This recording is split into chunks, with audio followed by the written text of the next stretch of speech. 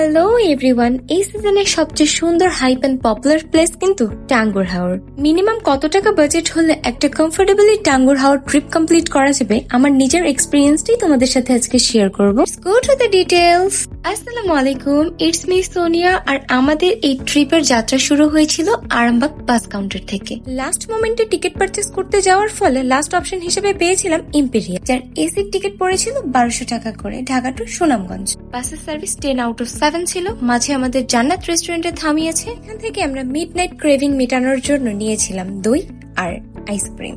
নিয়েই আমি ছুটে চলেছি, কারণ এখন আমার এটা খেতে হবে। দইটা অনেক মজা ছিল। দই খেয়ে ঘুম থেকে উঠে থেকে সুন্দর ওয়েদার, সকালের এই সুন্দর বৃষ্টি বিল্লাস দেখতে দেখতে আমরা পৌঁছে গিয়েছি সুনামগঞ্জ বাস স্ট্যান্ডে। বাস স্ট্যান্ড থেকে আমরা একটা অটো ঠিক করি সাহেববাড়ির ঘাট পর্যন্ত, যার ভাড়া পড়েছিল 50 টাকা। আমাদের বোটটা ছিল সাহেববাড়ির ঘাটে, আর চলে আসছি আমরা আমাদের কাঙ্ক্ষিত বোটে, জলকঞ্চল তার রয়্যাল হাউস বোট। এই বোটটা চুজ করার পেছনে ছিল আমার অনেকগুলো কারণ, যেটা আস্তে আস্তেই বুঝতে পারবেন। সর্বপ্রথমে ছিল বাজেট ফ্রেন্ডলি। মাত্র 7500 টাকা দিয়ে আপনি পার পার্সন 5 বেলার খাবার, 4 প্লাস স্ন্যাক্স প্লাস আনলিমিটেড চা পেয়ে যাচ্ছিলেন। আর এইটা ছিল আমার রুম, জ্যোৎস্না বিলাস, যেমন নাম তেমন সুন্দর। আর এর অবস্থা দেখুন, এসেই শুয়ে পড়েছে।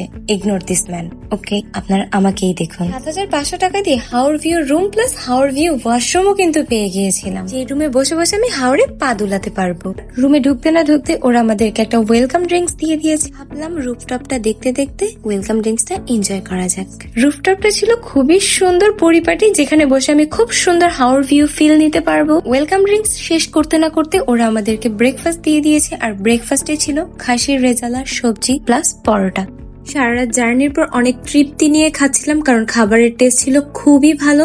খেতে খেতে বলছিলাম ওদের ওয়েলকাম ড্রিঙ্কসটা খুবই মজা ছিল, তাই আমাকে আরেক গ্লাস দিয়েছে, সাথে দিয়েছে 1 কাপ গরম গরম দুধ চা। হাওড়ে বসে এরকম গরম চার ফিল নিচ্ছিলাম, অন্যরকম একটা অনুভূতি ছিল। চা শেষ করে রুমে এসে একটু নিজেকে দুলিয়ে দিলাম হাওড়ের বাতাসের মাঝে।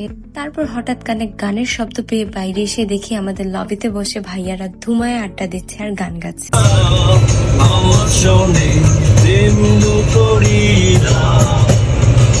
গানের মাঝে ওরা আমাদেরকে দিয়ে দিয়েছে স্ন্যাক্স। স্ন্যাক্সে ছিল সিজনাল ফ্রুটস, ম্যাঙ্গো। খেতে খেতে আমরা টাইটানিকের ব্রিজ ক্রস করে ফেলেছি।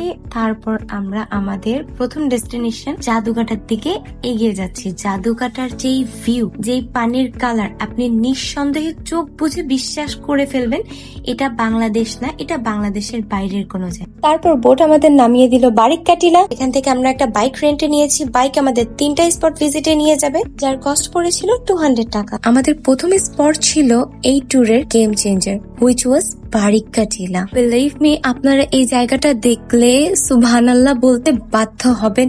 এত সুন্দর জায়গা যে বাংলাদেশে আছে, আমি জাস্ট বিশ্বাস করতে পারছিলাম না, পাগল হয়ে যাচ্ছিলাম। আমি ভাবছিলাম যে এখানে যদি আমি সারা জীবন কাটিয়ে দিতে পারতাম এখানে বসে, বাট সময় স্বল্পতার কারণে এখানে আমরা বেশিক্ষণ স্টে করতে পারি নাই। ওই যে দূরে দেখা যাচ্ছিল ইন্ডিয়ার মেঘালয়ের পাহাড়। এখান থেকে আমরা আমাদের সেকেন্ড স্পটে চলে আসছি, হুইচ ওয়াজ মিনি সুইজারল্যান্ড। এখানে আসলে দেখার মতো তেমন কিছুই নাই, তাই আমরা আমাদের থার্ড স্পটের দিকে রওনা দিয়েছি।